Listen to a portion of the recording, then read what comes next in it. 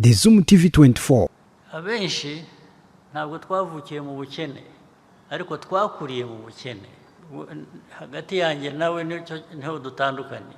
Je ntabwo navukiye mu bukene. Mvuka ndi umwana muto ntabwo naburaraga, ntabwo ariko nyuma yaho nkura ubukene buraza pe. Ni transition yanjye yo kuvuka, navukiye mu bukene ariko nkura nakuriye mu buhunzi, ujya ku murongo gufata iposho murabizi, ufite akebo, abantu babiri bananirwa kubana bati icyaha umuntu aba yakoze abantu babiri, umwe muri bo yaba yakoze gituma amubwira ati sinkigushaka mvira ni iki habaye iki. The Zoom TV 24. Ndabashimiye abadutumiye hano, ndetse ndabashimiye namwe mwese mwitabiriye uyu munsi. Ni igikorwa gisanzwe ariko gifite uburemere bwacyo twese tuzi.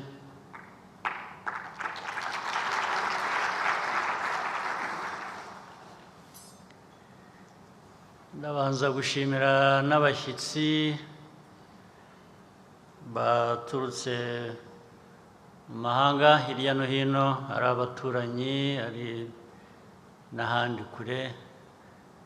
Mwakoze kuza kubana natwe kandi nzi ko benshi muri mwe musanzwe mubikora mutyo.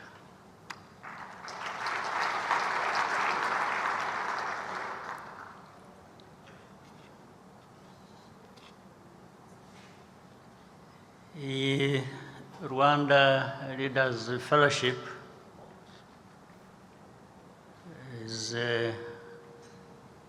gives us an important moment to reflect, to meet, to contextualize things, politics, faith, ordinary life, really.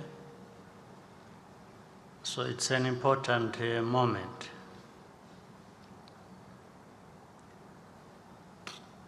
And I thank those who have taken the floor before me to speak to the gathering.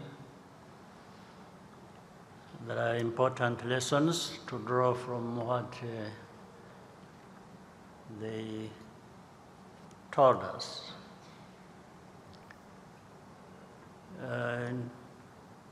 In which case, you will bear with, if it happens,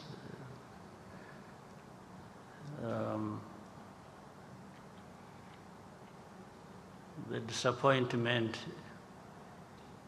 in not finding the good preacher in me you were expecting.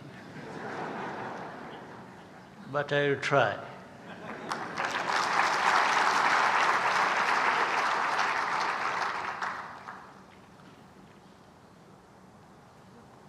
So, at the same time, this moment coincides with what has already been mentioned to you, the Heroes' Day.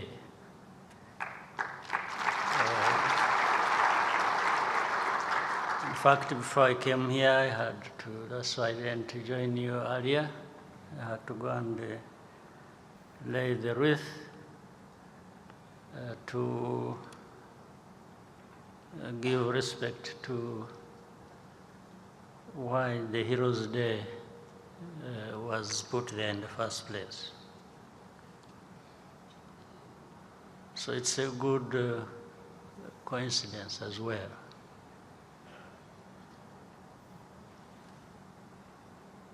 So, to contextualize all that, why the Heroes' Day?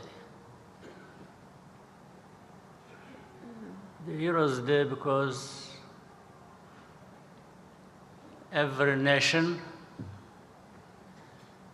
or people of this world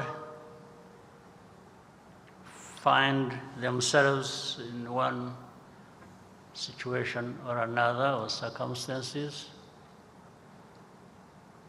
that also informs and influences their actions and struggles.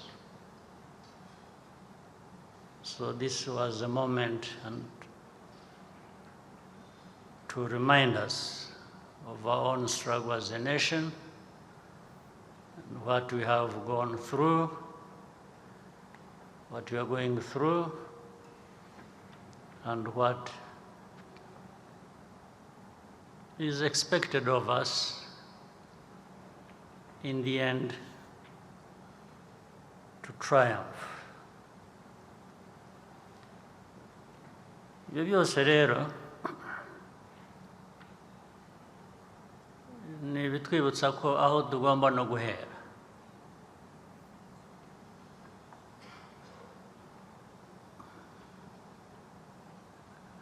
Ngira ngo kandi byavuzwe mu byavuzwe mbere,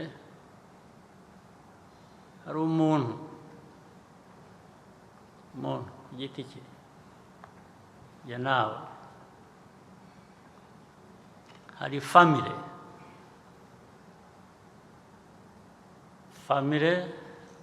ziduha kubaho, dukomokamo, cyangwa abandi bose bakomokaho. Hanyuma hari igihugu. It's the individual, it's the family, it's the nation. Byose bifitanye isano, kimwe gishyira ikindi. Iyo kimwe kitameze neza, ikindi ntikimera neza, ikindi ntikimera neza. Iyo tutameze neza nk'abantu giti cyacu, ntabwo imiryango yacu cyangwa iyo dukomokamo imera neza uko biba bikwiye. Iyo umuntu n'umuryango bitameze neza, sinumva ukuntu igihugu cyamera neza.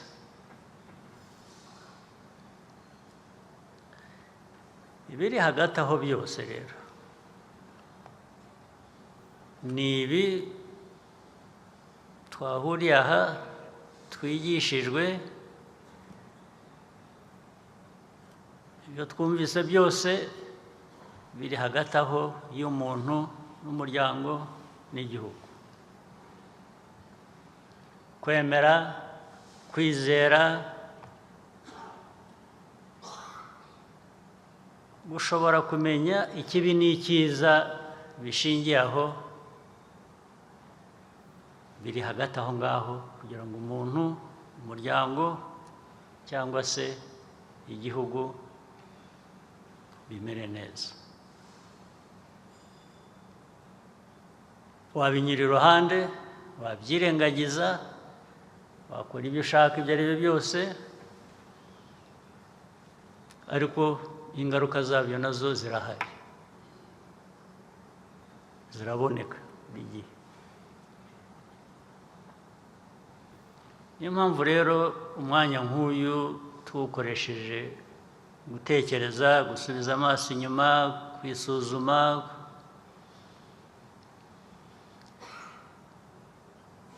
no kumenya ko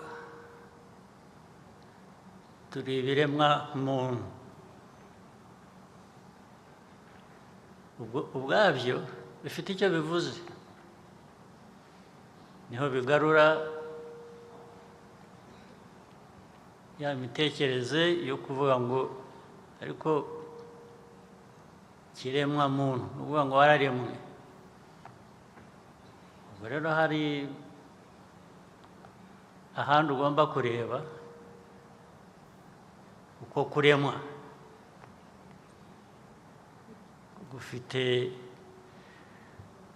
ufite ibyo gukesha, ariko uko kuremwa bifite n'icyo bigusaba cyangwa bikubaza kwibuka no gukora ubishingiyeho. N'iri huriro turimo n'ibyo bitekerezo twagiye tubwirwa na benshi.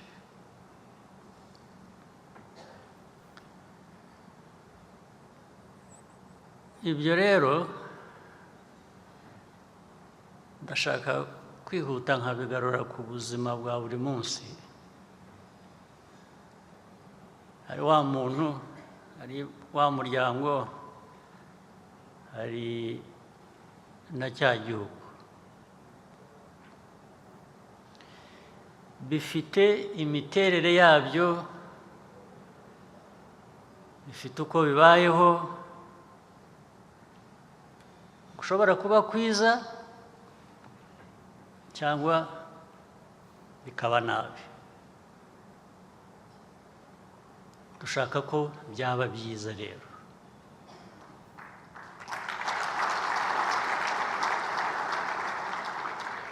No muri ibyo, muri uko kugira uko ubayeho, uko uteye kwawe, k'umuryango, kw'igihugu,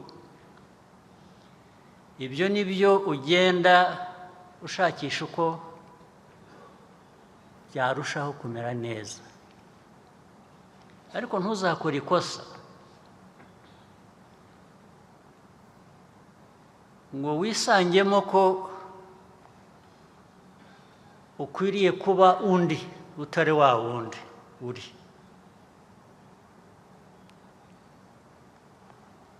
Ukwiriye kuba uwo uri we. Ukwiye kuba ukuri uko waremwe.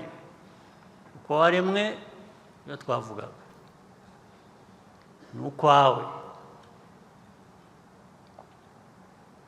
Reba uko waguhindura ukakugira neza. Ariko n'undi afite uko yaremwe.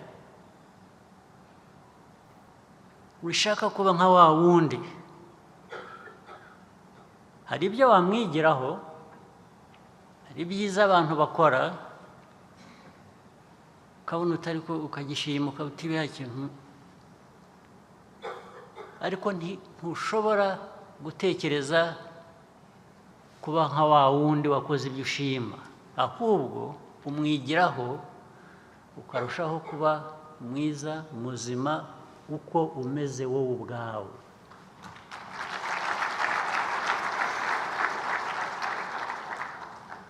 Umuntu ni uko, umuryango ni uko, n'igihugu ni uko nguko.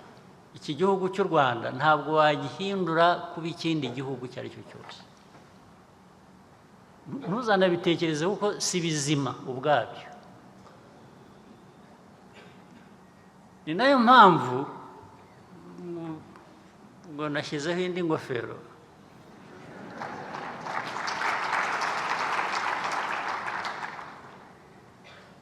Uko duteye ku isi, ibihugu bito biri hagati, ibinini, ibikize, ibifite uko bimeze kose, bikomeye, bigeze bite. Ntushobora gufata igihugu nk'u Rwanda ngo ugihindure uko ushaka, kuko si we wakiremye.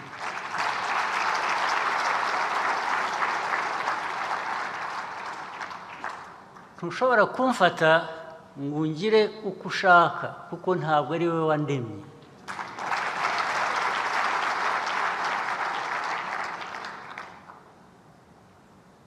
Intege nke rero akenshi aho zituruka ni bya bindi navugaga. kutemera ukuri uko waremwe ngo noneho ahubwo ugende uguteza imbere ukugira neza, ugashaka inzira y'ubusamo, hakaza ukubeshya ati ukwiye kumera utya, akaba ari byo utangira guharanira, ubwo kaba kabaye. Kandi twebwe nk'igihugu uko kabaye turakuzi. Andi masomo waba ukeneye se ni ayahe? Usibye ibyo wabonye, ibyakubayeho n'ingaruka zabyo.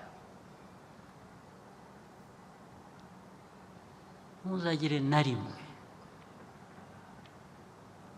abana bacu, urubyiruko benshi bari hano, nabonye hari abavutse muri 1995,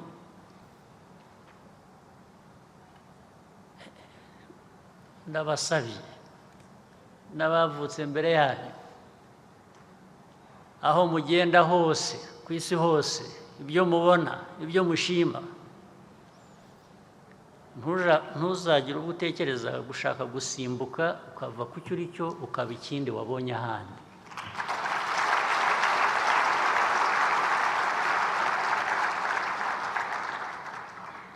Ntabwo kiramba, ibyo ntabwo biramba, ariko niyo byaramba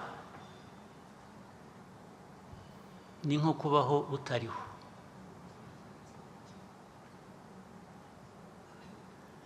Ibyo bishingira uko twemera no muri ibi by'imyemerere y'amadini,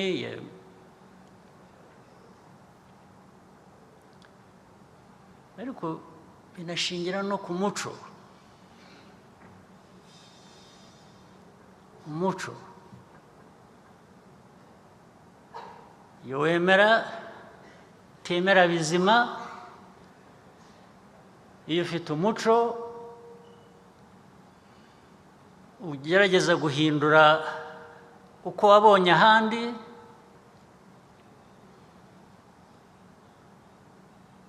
birasenya, ntabwo byubaka, ntabwo biramba. Ni ukubyirinda rero, kubyirinda tukareba uko twashakisha kugira ibyacu igihe bitabaye byiza, tukabihindura tukabigira byiza, ariko ari ibyo dushingiyeho by'icyo turi cyo. Ikintu cyaza kikubwira gushaka kureba ahandi, kugana ahandi hatari ahawe, ariko aho havamo amasomo menshi, aho handi hariyo byinshi byo kwiga, hariyo byinshi twahahayo, byinshi bishingira ku bumenyi, tukamenya uko tugira ibyacu neza. Ibyo tugomba kubyiga, ntabwo ukwiye kubitandukanya. Kuvuga ngo ntuzifuze kuba undi muntu, ntabwo bivuze ko utamwigiraho, kuko abantu bose aho bava ku isi hose hari icyiza wabasangamo. Ni nk'uko n'abo bahandi hanze bakubona nk'umunyarwanda bakagira icyiza bagusangamo. Ni magirirane rero, abantu bagomba gushaka uko ibyo byose byahura. Hari ibijyanye na faith, religion, beliefs zindi zitandukanye, ibi byose ushakishamo ikintu kizima cyakubaka. Ni iki cyakubaka uko uri. niyo abantu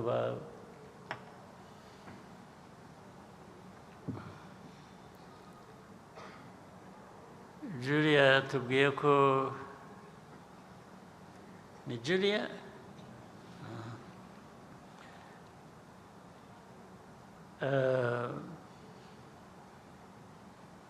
yakuriye mu bukene cyangwa mu by'ukuri cyangwa yavukiye mu bukene.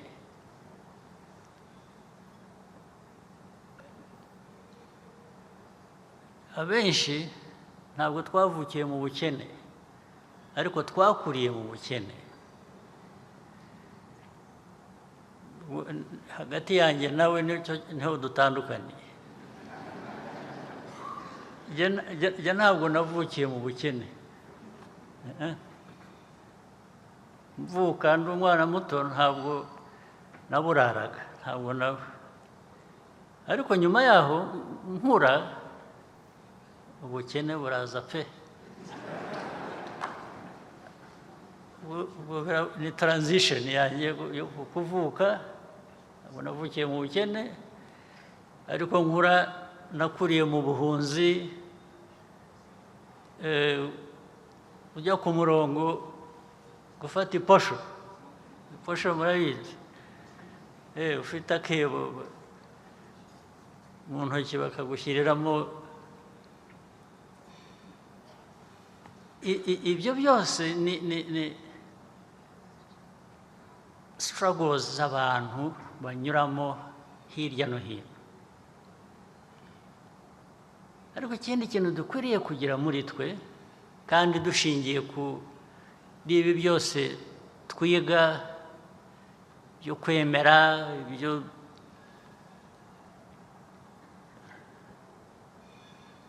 ukwiye kugira resistance muri mwe,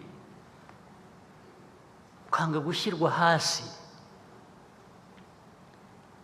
Niyo wanshyira hasi physically, my spirit will not go down.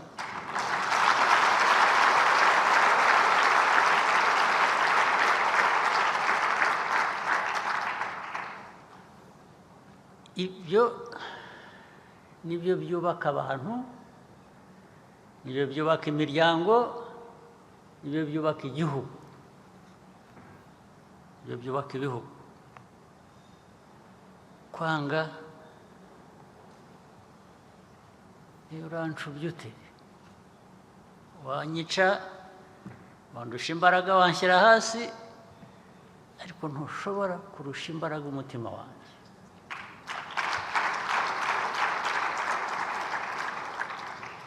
Iyo umeze utyo rero, n'izi nyigisho zindi zose n'ibi byo kwemera n'ibiki birafasha,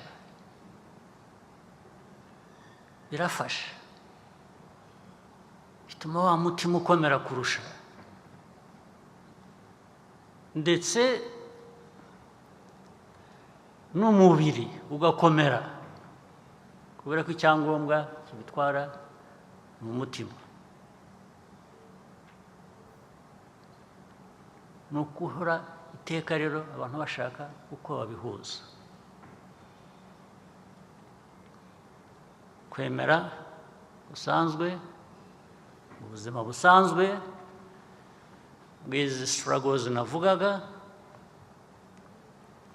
birahura, birajyana.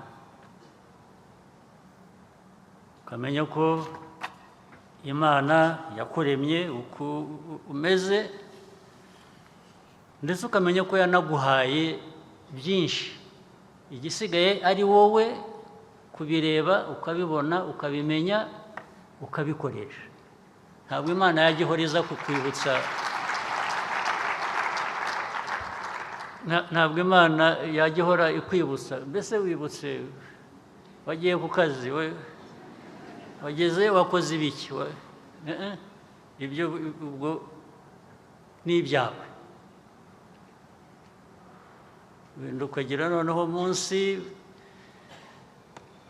nk'uyu nguyu ugashimira.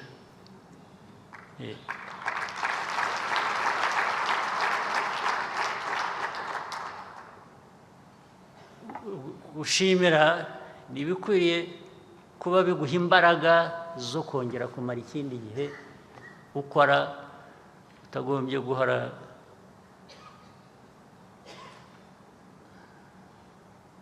gushimira ni nko kwambaza Imana. Ugiye utambuka uko ugiye gutera intambwe ukabanza ukambaza Imana, Imana yo yabiguhaye, ahubwo ikindi ubondozaho ni iki? Kora ibyo yakuremeye,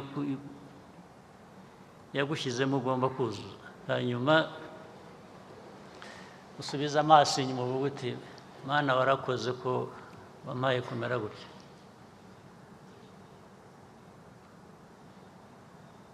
Ariko ngarutse kuri bya bindi byo kurera by'umuntu, by'umuryango, by'igihugu, buriya birimo uburere, turarerwa. Uko kurerwa kurimo kudashaka kuba ikindi kintu utari cyo, ahubwo ukwiye kunoza icyo uri cyo. Ndetse na hano bavuze ibijyanye na resilience. Resilience yavuzwe ikwiye kuba mu bintu byose. Resilience no kubaka umuryango uri resilient, umuntu kwiyubaka kugira resilience, n'igihugu kikavamo kikaba resilient. Uru Rwanda rwabaye resilient.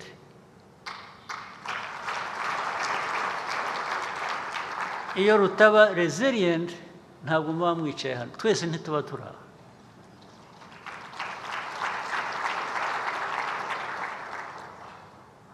Tuba turi ku muhanda dusabiriza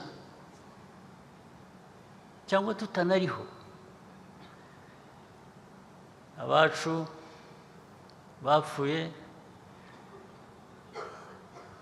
abo baragiye, ariko twe tukiriho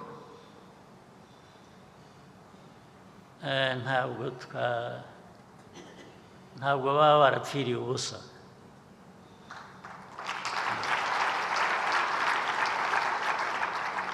Keretse utari hahandi ukwiriye kuba uri.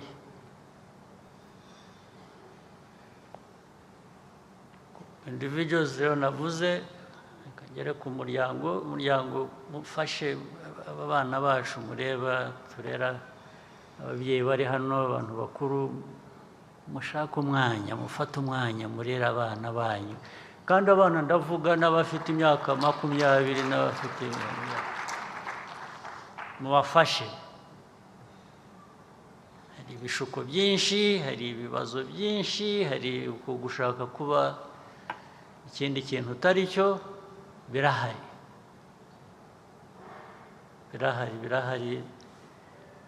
Dukwiye gufasha abantu uriruka. Ariko ejo nasomaga ahantu n'umuntu wenda ari na hano wari wanditse avuga ukuntu ibintu bibabaje. Mu gihe kimwe yatashye ubukwe bw'abana batoya bacu nk'aba 3, amakwe 3. Igihe kimwe hatarashira umwaka abo bana bose bari batanye. Nabisomye ejo bundi kandi ngira ngo ukuntu yabivuze, umuntu wabivugaga nibyo. Ariko ubwo yavuze 3, ushobora kuba bari na 30 ahubwo. Bana barashakanye, ababyeyi babo barabashyingiye, ndetse babafashije no barabubakiye, babahaye, basangiye ibyo bafite. Abantu babiri bananirwa kubana bate?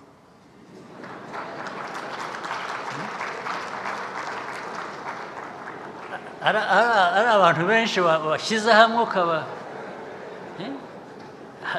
ariko babiri babiri erega abantu baranihanganirana.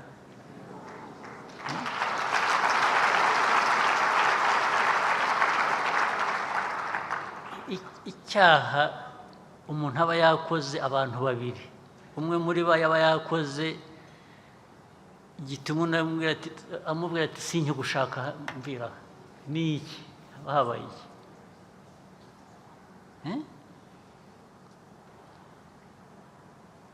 Ariko niba cyanabaye kirashoboka ko cyaba gihari, ariko se abantu ntibarebana mu maso bakaganira bakavuga ati ibi bintu ntukwiriye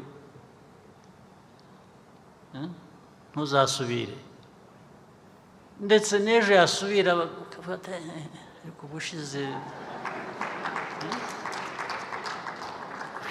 twari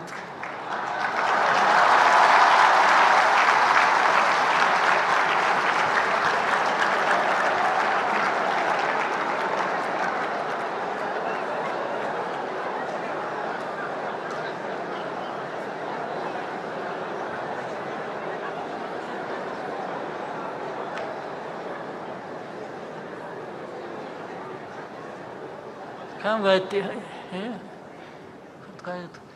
bityo ariko se urava aho ugeye handi udasanga ibibazo nk'ibyo, wenda kuri busange y'ibiri hanyuma ibibi kurusha aho ngaho, ariko well, that's the simple logic of it. Ariko behind it, tekereza ingaruka iyo bibaye ku couples ebyiri, eshatu, enye, eshanu, 10 zingahe mu gihe kimwe, berega ubu igihugu cyarangiye, cyahaguye igihugu, noneho avuga kirahagwa. These are things that are manageable. Ntabwo ari ibintu hanyuma se ariko niba mwemera Imana, mwemera n'amasengesho, byo mwabisengeye da,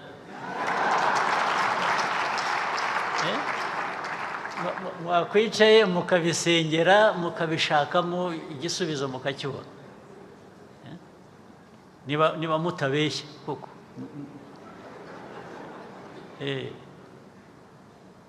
niba ibyo mutwigisha, ibyo tuvuga, niba namwe mubyemera, cyangwa aho twagiye buri gitondo buri mugoroba dukurikiye inyigisho, izo nyigisho zikuviramo iki udashobora gukoresha kugira ngo urenge uwo mujinya, iyo nabi, cyangwa kugirana nabi? Ni iki? ubundi uvana iki niba udashobora kubikoresha kugira ngo so that you bring harmony in the family, and in the end the nation needs to be in harmony.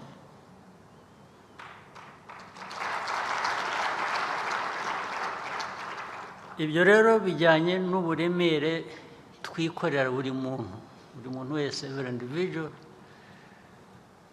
should find themselves carrying this burden, but which they should use to get good results. Niko ubundi ibyo rero tubishyiramo imbaraga, igihugu cyacu abanyarwanda, abaturarwanda tukarangwa n'uwo mutima ngira ngo igihugu cyakomeza gutera imbere mu nzira nziza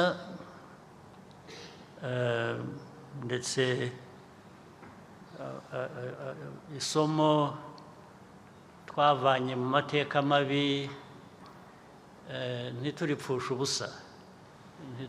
ubusa ku buryo gusubira mu mateka mabi byashoboka kubera ko twarangaye cyangwa tutitaye kuri ibyo ngibyo twize. Ibyo rero ni nabyo no mu buyobozi bw'izindi nzego za politiki za leta